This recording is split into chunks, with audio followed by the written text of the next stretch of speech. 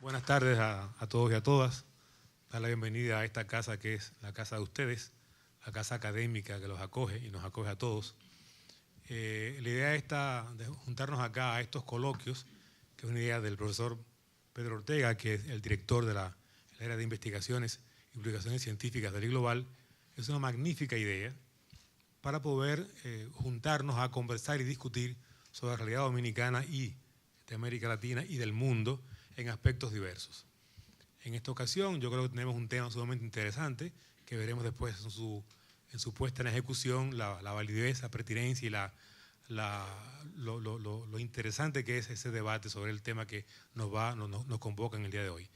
La idea es poder continuar con estos coloquios a lo largo del año para poder ir abordando problemáticas de la República Dominicana, repito, del mundo, que sean interesantes para todos los que estamos acá. Hay una serie de dificultades y de demandas, de exigencias sociales en el país que uno se resiente de que no están siendo atendidas teóricamente, intelectualmente, de manera suficiente. Y esa carencia dificulta el que tengamos capacidad para elaborar políticas públicas que respondan a las dificultades que vamos teniendo.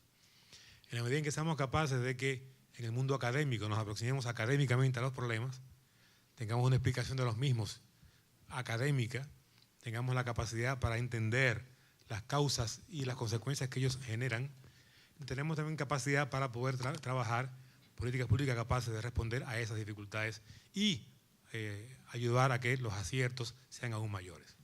Así que por eso estamos muy contentos con esta iniciativa del profesor Pedro Ortega, que tiene siempre iniciativas muy interesantes, y esperamos que en todo el año ustedes nos sigan acompañando en este esfuerzo de poner la academia al servicio de la sociedad dominicana, más allá de las clases formales que tenemos en las maestrías que ofrecemos como institución. En esta ocasión tenemos una excelente disertante, que es la profesora Ramona Hernández, que Pedro Ortega va a presentar más adelante, pero me quiero decirle que es una profesora que está dedicada en cuerpo y alma a la investigación en ciencias sociales, tanto en República Dominicana como en Estados Unidos, y nos honra con su presencia en esta ocasión. Además es parte del Consejo de Regentes del iGlobal y nos acompaña en este esfuerzo académico que estamos haciendo como institución. Agradecerles su presencia acá y desearles que tengamos una exitosa jornada de reflexión, de discusión y de conversación académica de todo lo que estamos acá. Muchas gracias y bienvenidos.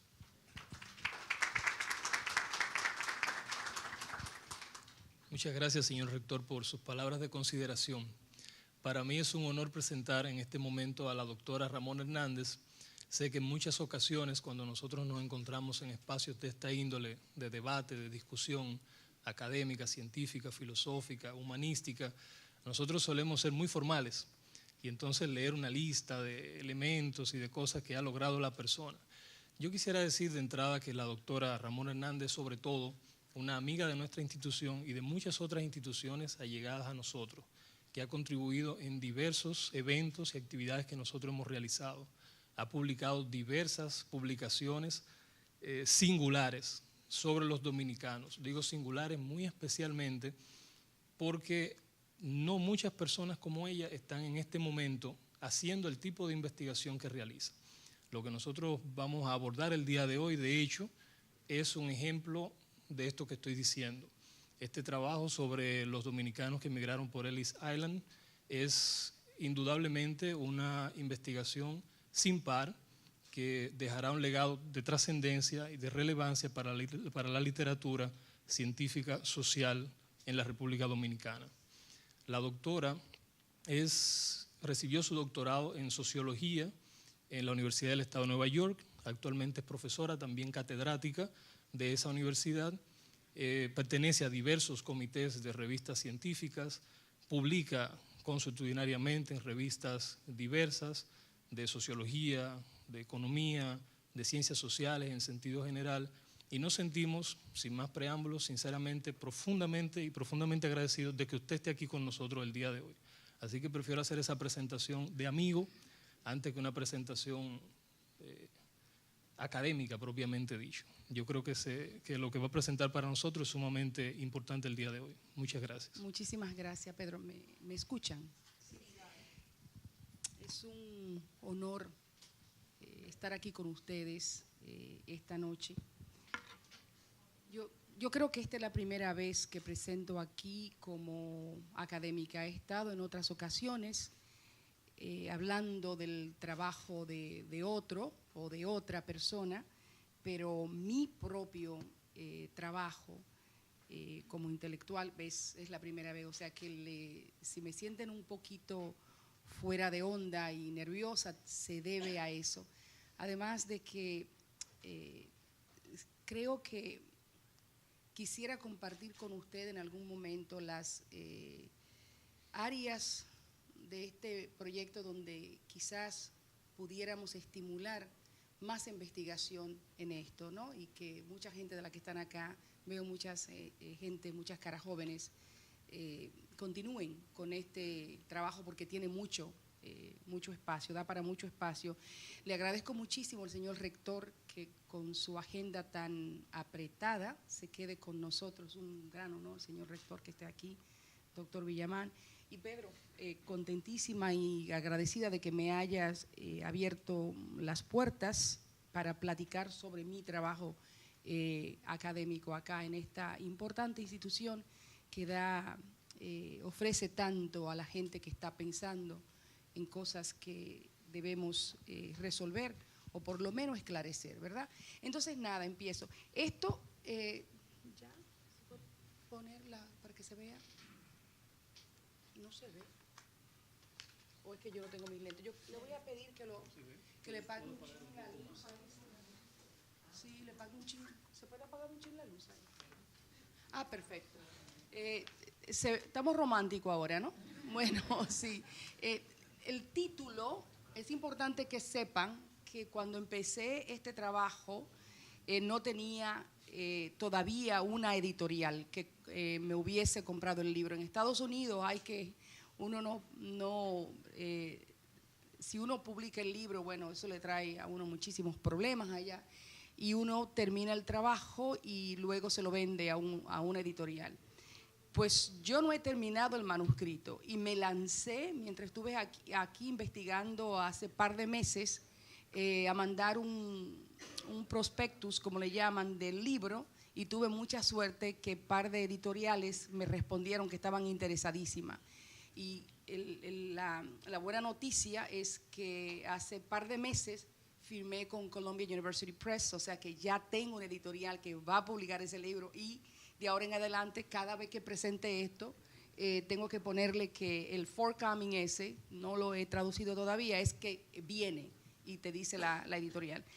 Entonces, de lo que le voy a hablar no hay absolutamente nada escrito. Ellis Island es un puerto famosísimo en Estados Unidos que me imagino ustedes han escuchado hablar. Hay películas, hay de todo, hay novelas, hay tesis doctorales que pudiésemos llenar este espacio aquí.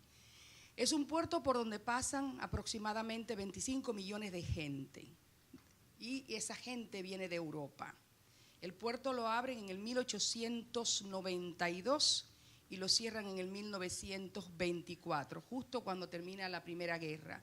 Y pasa a ser un puerto donde los soldados que regresan, pues se quedan ahí hasta que, qué sé yo, pasa a ser un puerto de la guerra. Entonces, este puerto es parte de la memoria, de la imaginación de los americanos, de los Estados Unidos. No hay europeo que no lo conozca, porque por ahí vinieron los italianos, los irlandeses, los ingleses, los alemanes, you name it, como dicen en inglés, y por ahí pasaron. Lo que no sabíamos nosotros es que también por ahí pasaron dominicanos.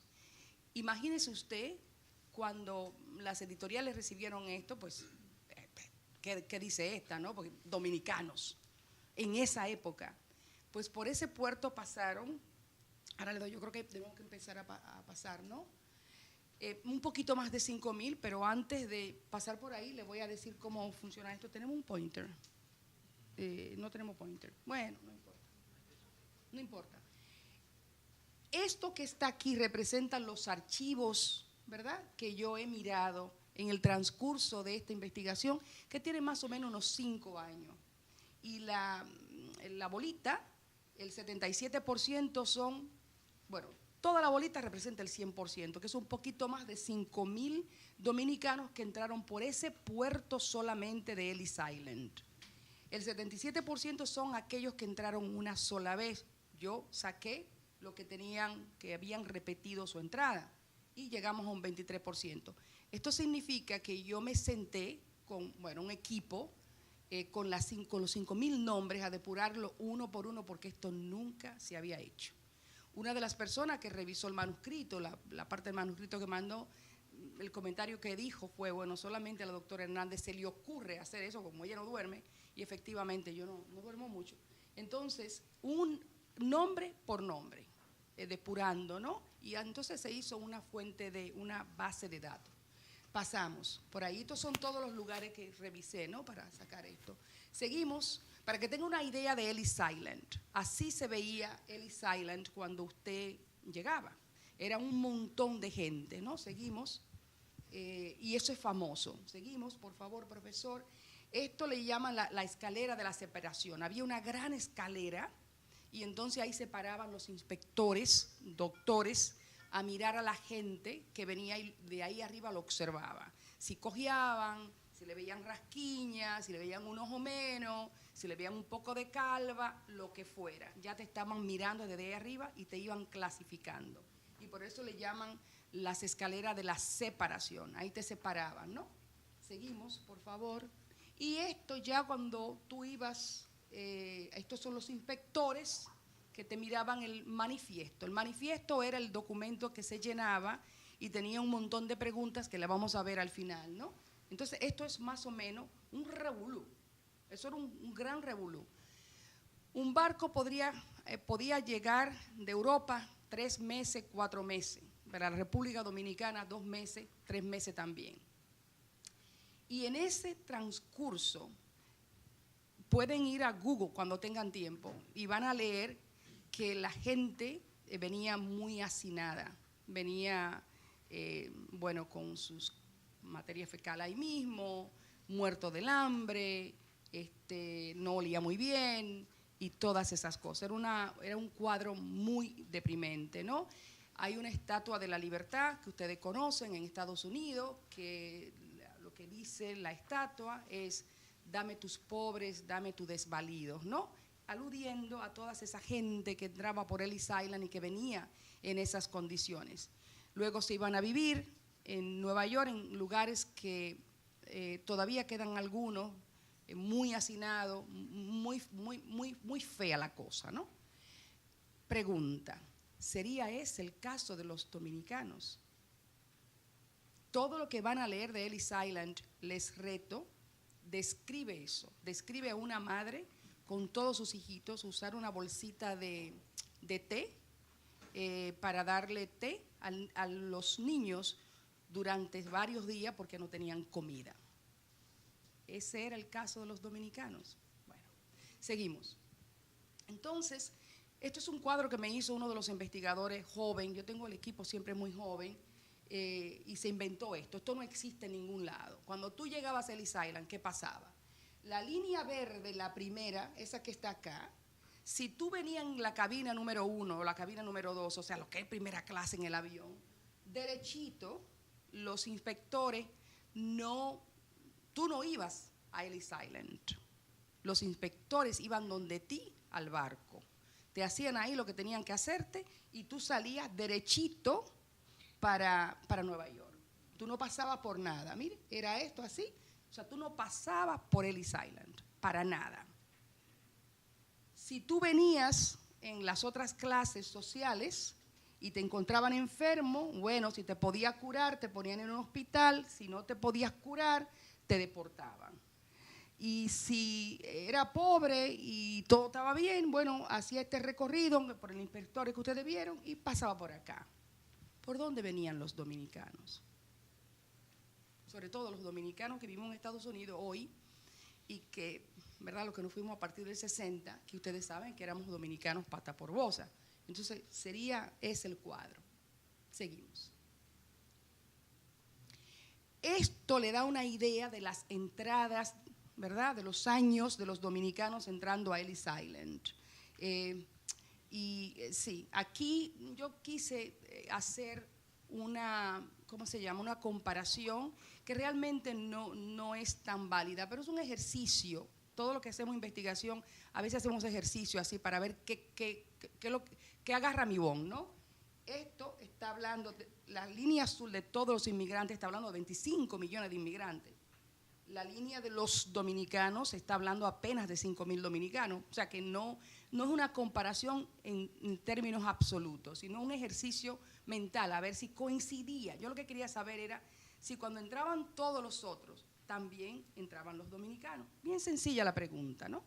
Y entonces hay momentos en que sí te das cuenta, esta es la dominicana, esta es la de todos los inmigrantes, los alemanes, los italianos, todo el mundo, ¿no? Hay una picada aquí en el 1898, 1900, y yo no sé qué significa todavía. Claro, esa es la guerra hispanoamericana, ustedes saben eso, el revolú que tienen los gringos con España, y entonces puede eso explicar quizá, ¿no? Esa picada que hay. Lo interesante es que baja para los dominicanos, baja para los inmigrantes también. Hay subida y la de los dominicanos se mantiene como más estable, ¿no? Hay subida acá, luego hay bajada, ¿no? Y parece que sí coinciden en algunos momentos. Entonces, eso es bien importante, no estamos hablando de cosas inauditas. O sea, hablamos de cosas que hacen, son patterns, ¿verdad? Patrones, ¿no? Bueno, seguimos. Por favor, profesor, a ver. Esto es una idea de todas las personas divididas ahora por sexo. ¿Cuánto eran varones y cuánto eran mujeres? La mayoría, por supuesto, eran varones, 6 de cada, casi 7 de cada 10 dominicanos que entraron por Ellis Island eran hombres y un poquito menos de 4 eran mujeres, ¿no? Esto de que no aplica, la NA quiere decir no, not apply. Y lo que quiere decir es que en el documento, acuérdense que son documentos del siglo pasado, a veces no es legible, no se ve, no era que era transexual ni nada de eso, sino que no se ve. Si tú no puedes distinguir si era hembra o varón, difícilmente se quedó en blanco, pero no es legible. Y nada, hay que clasificarlo así, ¿no? Entonces seguimos. Y aquí tienen una idea de las edades. Para mí como socióloga, para la gente que está investigando, eso era importante, saber hembras y varones. Porque si son hembras y vienen en edades casamenteras, bueno, a lo mejor se casan. Si son varones, también. Entonces, por eso la cuestión de las edades y los sexos, ¿no? Y si seguimos, por favor, siga, por favor. Ajá. Estas son gente que yo ya he identificado en estas edades. Y son bien interesantes. Esta es una familia completita. Una hermana, como con 4 hermanos más. Y entonces, por eso lo puse ahí para acordarme. Esta muchacha es una maravilla, la historia de ella es una maravilla. Se la voy a contar rápido, yo la leo porque a la gente le gusta muchísimo. Ella termina enamorándose del conductor del barco, el capitán será, ¿no? Y la razón, sí, para que vean, cada de estas cosas tú encuentras historia. La razón es que cuando la sigo a ella más tarde, y ustedes se van a dar cuenta, me doy cuenta que se casa muy rápido. Encuentro su certificado de matrimonio y digo, pero ¿cómo se va a casar tan rápido? Miro el vecindario, ¿cómo encontró un marido tan rápido? No puede ser. Y empezamos a indagar y no, pero imagínense, uno mujer y uno sabe lo que le... No, entonces no, yo soy franca. Entonces, buscando y buscando, acuérdense, yo tengo un equipo joven, encontramos que con quien ella se casó era el cocinero, no era capitán, era el cocinero del barco. O sea, que a ella le gustó muchísimo la comida y bueno, eso. Y este señor, usted lo conoce, señor rector, el Ulises Francisco Espaillá Julia, a él yo lo he estado siguiendo. Y ya no por su cuestión de que era hijo de presidente, nieto de presidente, ni nada de eso. A él lo empecé a seguir porque en un momento, cuando él regresa, en uno de los repeaters, él entra con familia. Y ahí te dice la familia y ustedes se van a dar cuenta. Y tiene un hijo que nace en Estados Unidos en el 1903. Y yo digo, diablo, la primera generación de esa gente. Y entonces sigo bregando con él y encuentro que él era casado con la mamá de este muchacho y se divorcia y se casa con una gringa. Eso me pone a mí, ya usted sabe, me enojó muchísimo. Y entonces le seguí la ruta a este hombre, y la familia de él, hasta ahora la tengo ya ubicada, está en la 5ª generación, o sea, tataranietos de él, y él está enterrado, casado con la gringa, en el cementerio de Arlington, en Washington, que es un cementerio donde solamente se entierran gente muy importante, y efectivamente la mujer con la que él se casa es parte de la aristocracia, es hija de un general que había peleado en la guerra civil de los americanos, y entonces ahí termina ese dominicano, ¿no? Entonces por eso tengo cositas así para recordarme. Las edades, la mayoría, mire, venían en unas edades económicamente activas, o sea que no eran viejos los que salían, ni tampoco niñitos, sino gente importante, ¿no? Sí. Seguimos, profesor. Esto le da la idea también de quiénes eran casados, quiénes eran solteros. Para una socióloga esto es importante, porque si hay mucha gente que está soltera, pues a lo mejor van a sentar familia y ya estamos pensando en asimilación y qué sé yo y qué lo otro, ¿no? Y bueno, seguimos. Una buena parte era, ¿cómo se llama? Soltero. Esto es bien importante. Y acuérdense que la pregunta la hicimos al principio. Esos dominicanos que llegaron, ¿se parecían a los demás europeos? Aquí empezamos a, ¿cómo se llama? A bregar con esa pregunta, a responder esa pregunta. Lo de sexo y todas esas cosas, eso como que, ¿verdad? Pero aquí se empieza ya. ¿Qué hacían esos dominicanos antes de irse? La ocupación mide lo que ellos hacían aquí antes de ir allá, en ese documento, ¿no? Una buena parte de los dominicanos eran profesionales y técnicos, y mire esto, mercaderes y propietarios. Todas estas categorías que ustedes ven ahí, yo las desagregué todas, una por una. O sea, puse gente con nombre y apellido en estas categorías.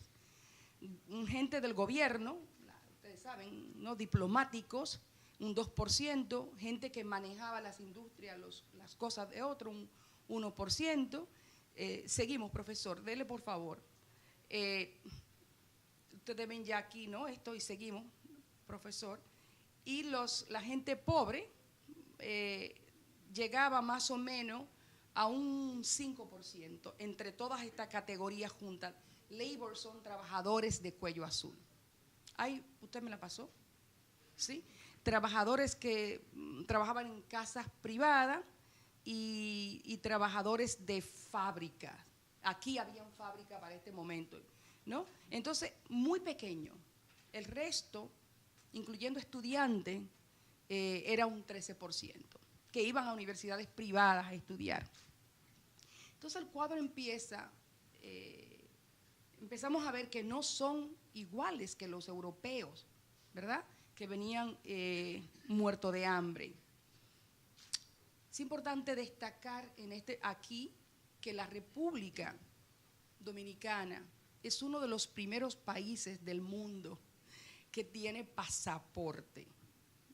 Yo recuerdo cuando yo empecé con esta investigación, yo estaba hablando con historiadores aquí de lo más fino, ¿no?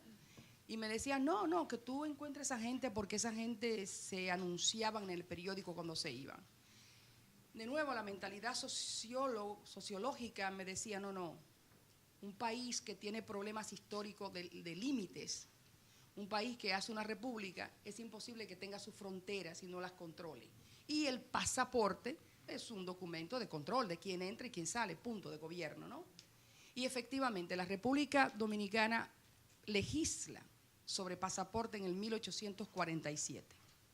Y desde ese momento hay 4 pasaportes. Está el pasaporte para caminar de San Pedro a la capital por agua. De San Pedro a la capital por tierra, el diplomático que le aplicaba a estas gentes, y el regular que le aplicaba a todo el resto, ¿no? Ese pasaporte. Habían 4. Y eso es una maravilla.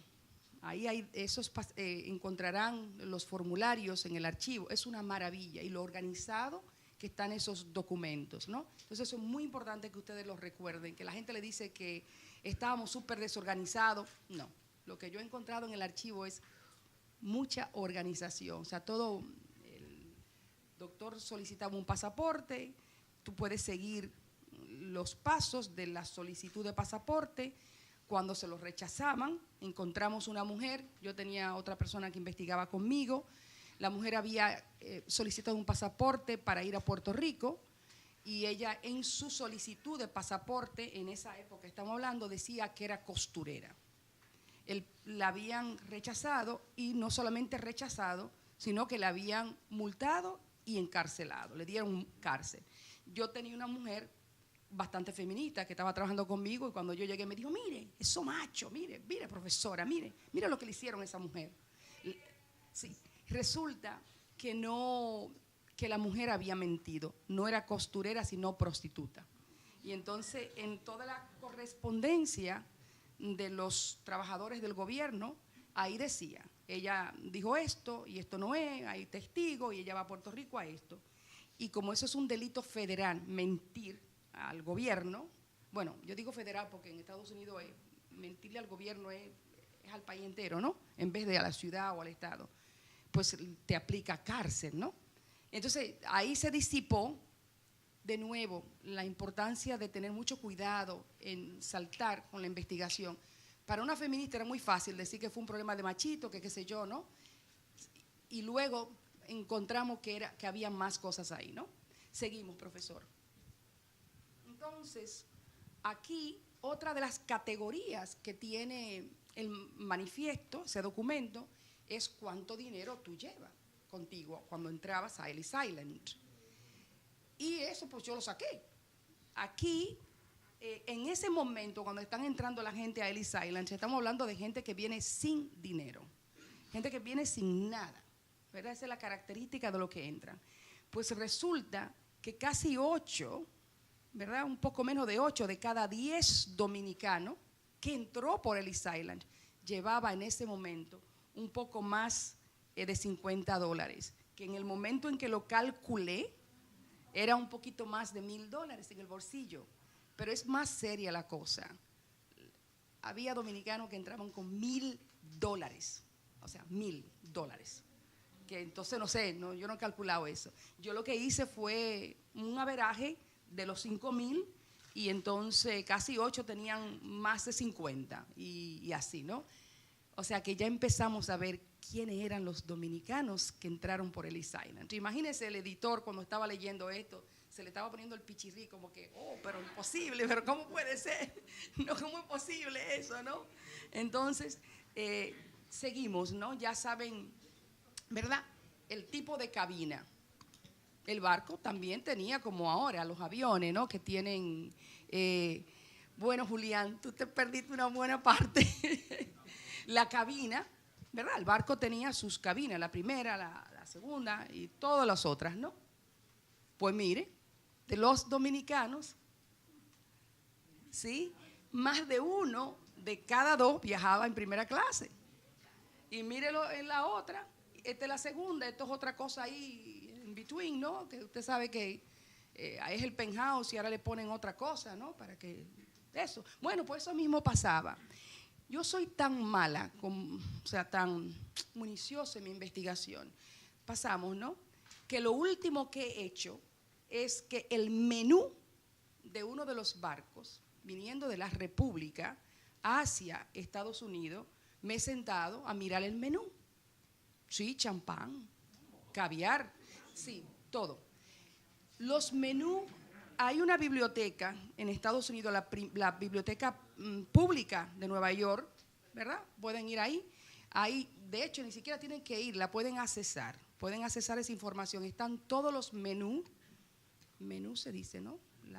Las cartas de comida de los barcos. Hay alguien que le dio con mirar barcos en un periodo importante de los Estados Unidos y acumuló todas esas cosas. Yo saqué lo de Ellis Island y saqué lo que bregan con los barcos viniendo de la República. Usted no va a creer, cuando tú comprabas el pasaje de primera clase y esto, tú tenías que comprar la comida aparte, no venía incluida como ahora en el avión. Y el vino, el precio del vino, los diferentes vinos que tú tenías acceso, los diferentes tipos de pollo. Y yo, ¿no?, siendo socióloga, me imaginaba estas gente sentada, dominicanos allá, y todos esos europeos de lo que habíamos hablado hacia atrás, sin comer, 2 meses, sin nada, con té. O sea, es para mí inimaginable, pero ese es el cuadro.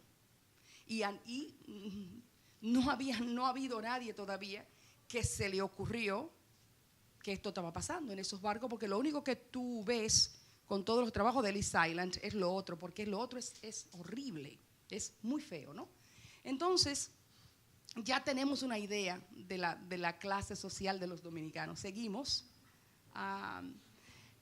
Muy importante. Estamos casi al final, ¿no? Esto es muy importante. El manifiesto tiene ¿cómo se llama? Una pregunta sobre el color de la piel. Tiene también preguntas sobre intención de hacerte ciudadano de los Estados Unidos. Yo no tengo eso aquí ahora. Yo saqué eso. La pregunta de ciudadanía de los Estados Unidos se incluye en el 1917, en el cuestionario. Es otra cosa que hemos hecho que no la ha hecho nadie. Cogimos el cuestionario del 1892 hasta que se cierra Ellis Island y clasificamos las preguntas. Nadie lo hizo, lo hemos hecho nosotros. Cuando la pregunta se añade una pregunta, anotamos. Cuando se elimina una pregunta, anotamos. Y entonces tenemos eso. Esta pregunta es originaria, está en el manifiesto desde el principio. La de ciudadanía se entra en el 17. Una buena parte de los dominicanos que fueron a través de Ellis Island contestaron que se iban a quedar, que se iban a ser ciudadanos de los Estados Unidos. Eso nos llevó a más investigación. Les voy a mostrar ahora, en un momentito, cómo amarré eso. Pero eso a ustedes que están investigando le debe de hacer reflexionar, porque me hizo a mí reflexionar sobre la teoría o la hipótesis que anda por ahí, ¿no?, de que los dominicanos en Estados Unidos no progresan porque tienen un pie aquí y un pie en Estados Unidos. Y esa es una de las razones por las cuales supuestamente a nosotros no nos va bien, porque no estamos sentados. Estos datos de Ellis Island empiezan a desmontar esa tesis. Bueno, ya le dije que Ulises está enterrado en Arlington. Entonces, encontramos tumbas de dominicanos enterrados en Estados Unidos por montones, en cementerios donde ni siquiera se podían enterrar católicos. Lo encontramos ahí, ¿comprendes? Y uno como sociólogo entiende que cuando la gente empieza a nacer en un lugar y empieza a morirse y a enterrar sus muertos en ese lugar, that's it, it's over. O sea, no cargar nuestros muertos en la espalda y llevarlo, sino ponerlo allá, ya empieza el sentido de asentamiento. Ya más de ahí tú no quieres, ¿verdad? O sea, está muy claro. La gente que contestó, que era un poco más de 1/3 de los dominicanos que contestaron que se iban a quedar, eso es una buena pregunta. ¿Por qué se iban a quedar en esa época tan temprano? Estaban muy claros, estaban decididos, tarará, no hay perdedera. Y eso le debe de dar a ustedes a cuestionar la tesis esa de que tenemos un pie aquí, un pie allá. Obviamente hay dominicanos que sí, pero hay dominicanos que no, desde un principio. Y lo que se quiere es que en sus investigaciones ustedes complejicen más el asunto, en vez de, ¿verdad?, ser tan absoluto y estar en las esquinas. Entonces, la pregunta del complexion, el complexion es la complexión, no. Sí, el color de la piel. Importante para los Estados Unidos. En estos años que estamos hablando, 1892, están las leyes de segregación, Jim Crow, están ahí. O sea, la población negra y la blanca están segregadas. Leyes que no permiten que los dos grupos se junten. Entonces, esto es parte de la ideología, de la idiosincrasia, de todo de lo americano. Con eso tú no te mueves sin eso, ¿no? Y por eso es que esa pregunta está en el manifiesto, es un documento federal del gobierno, tiene que estar ahí. Pues mire lo chulo de esto, yo me siento, yo estoy pensando que todos los dominicanos son blancos, porque yo crecí leyendo a muchísima gente que decían que los únicos que salen de la república eran los blanquitos y que nadie más. Entonces, y que la gente que tenía los blanquitos, asociaban a los blanquitos con eso. Entonces, pues yo estaba esperando que fueran los blancos que salieron, y esto me pareció sumamente interesante. Creo que hay algo más, Pedro. Esto es uno de los jóvenes que trabaja conmigo que trató de entender esto. Esto es blanco, esto es claro, light es claro, good está en el cuestionario. Yo no me he creado ninguna de estas categorías. Good, bueno. Fair, sería fair, Norma. Claro, otro tipo de claro. Para cuando vengan y le digan a ustedes que ustedes tienen muchísimos colores y que qué sé yo qué, esto es un documento, esto sale de un documento del gobierno norteamericano de la época. Eso es otro tipo de claro, negro, marrón, colored, que tiene color. No, ese no es colorado, sino que tiene color. Exacto, que tiene color en comparación con estos 4 que no tiene, ¿no? Dark es otro tipo de negro. Y esto aquí no es que no tenía, sino que, de nuevo, no se podía leer en el cuestionario. Mire, hermano, si ustedes agarran y sacan toda esta gente de ahí, todo esto descolorido, el fair, el good, el light y el blanco, y suma todo esto, da la casualidad que sus dominicanos, que ya lo vieron, que viajaban en primera clase, que llevaban un montón de cuartos en los bolsillos, no eran blancos. Imagínense cuando la gente que empezó a ver esto, ¿no?, en la editorial, esto no puede ser, no puede ser. ¿Cómo va a ser que tú tienes dominicano prieto con cuarto? No hace sentido.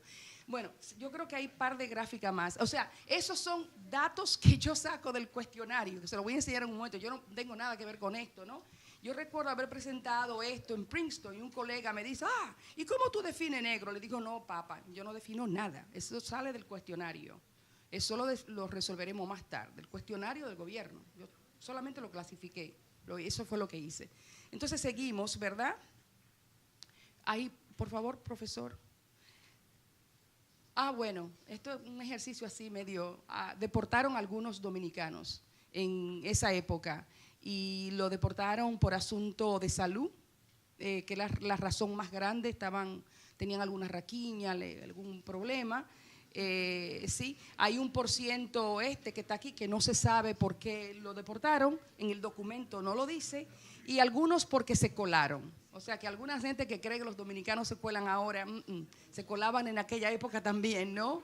Y entonces, y de nuevo, hembras y varones. O sea, el cuentito de que las mujeres, que patatín, que eso. Oiga, para usted montarse en un barco, en esas condiciones que yo le dije, sin papel y sin nada, usted tenía que ser arrestada, y obviamente deportaron mujeres. O sea que tenemos mujeres arrestadas de hace tiempo. Seguimos, ¿sí? Eso de nuevo para romper con los mitos esto, ¿no?, que te dicen de cosas. Esto es un ejercicio bien interesante.